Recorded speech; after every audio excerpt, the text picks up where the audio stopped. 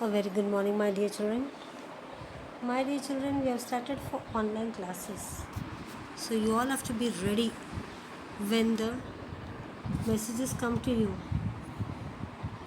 Okay, that is in the staff portal, whatever it is. You have to click on that and you have to be ready for your online classes. See that many of your friends should come. If you have some contact numbers of your friends, contact them and we'll have a talk with them. If your difficulties are there, we'll solve those difficulties with you. So you have to be ready for online classes every now and then. Yeah. But today I'm going to go for question answers of your history for the first chapter. Can you tell me which is your first chapter if you have gone through it? The first chapter is on the Indian subcontinent and history. In that we have studied about the geographical conditions and the course of history, geographical features of India, as well as the Indian subcontinent. In geographical conditions of course of history, we have studied about the history, which is the current account of the past, types of houses, okay, the climate, the flora, fauna. Now in geographical features of India, we have studied about the Himalayas, the plains of Sindhu, Ganga, Brahmaputra rivers, the Deccan Plateau, the Thar Desert, the coastal regions, the islands in the seas. Yeah.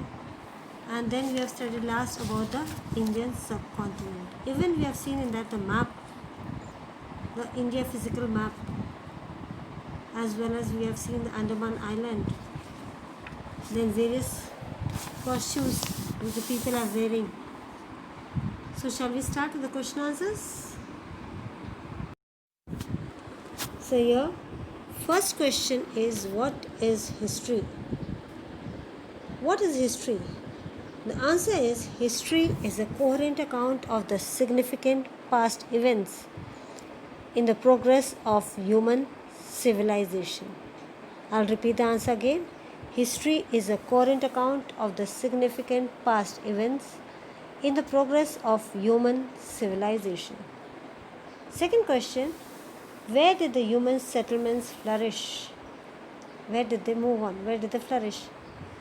So the answer is, the human settlements flourished at those places where the means of livelihood were available in abundance. It is telling that the human settlements have flourished at the places where the means of living were available in more. Abundance means more. Third question, what do the people in the hilly region depend on for their food? What did they eat? The hilly region people eat. On what did they depend on? The people in the hilly region depended on hunting and collecting food items. Here they are telling the people of the hilly region, they depended on what? Hunting, as well as collecting food items. Where? In the forest. To meet what? To meet their food requirement. So I'll read the answer again. The people in the hilly region depended on hunting and collecting food items in forest to meet their food requirement. Which is the earliest civilization in India? So which is the earliest civilization in India? Harappan civilization is the earliest civilization in India. Next, answer the following in short. What does human life depend on? What does it depended upon? The human life, what was it depending upon? So the human life used to depend on the geographical features or characteristics of the region in which they were living. Human life depends on the geographical characteristics of the region in which they lived. Second point, the diet means what did they eat, housing, occupation, and the whole life depended on geographical characteristics of the region. Now the diet was what? You saw that means they were hunting and collecting food items from the forest. So the housing, how were the houses? The occupation, what they used to work. And the whole life depended on what? The geographical features. Next, what features of our surrounding form the means of livelihood? Second one, what features of our surroundings form the means of livelihood? So here the climate, the rainfall, agricultural produce, flora and fauna of the region form the means of livelihood. So here again I am telling the answer. What features of our surroundings form the means of our livelihood? That is the climate, rainfall, agricultural produce, flora and fauna of the region form the means of the livelihood. Which region is known as the Indian subcontinent? The answer is South Asia is described as the Indian subcontinent. South Asia is described as the Indian subcontinent. And why? Why it is called that? Because it consists of Afghanistan, Pakistan, India, Sri Lanka, Bhutan, Nepal and Bangladesh.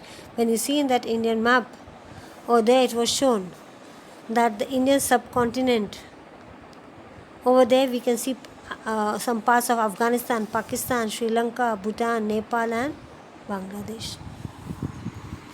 Now here there is a give reasons.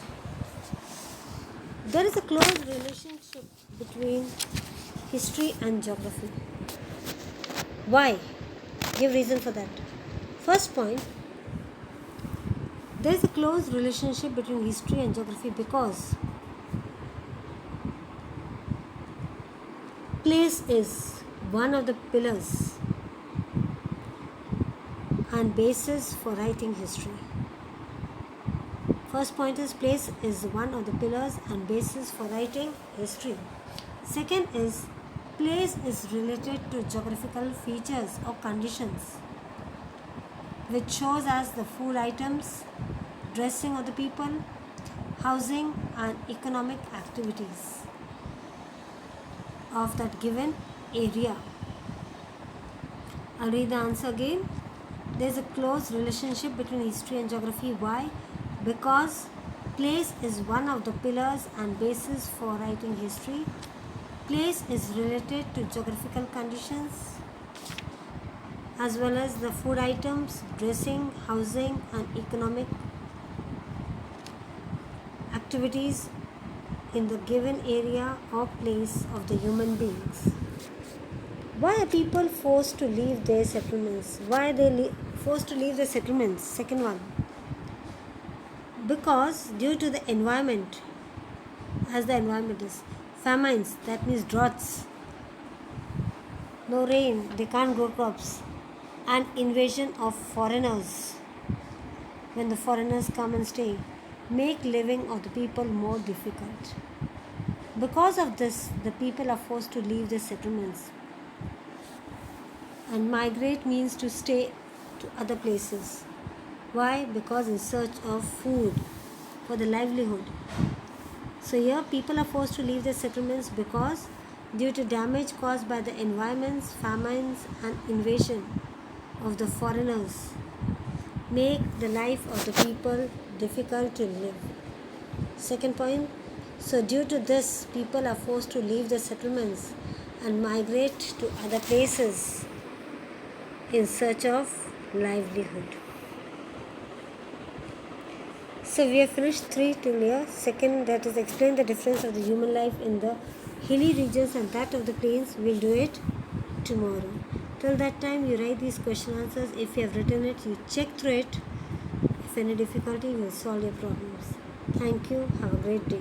Stay home, stay safe.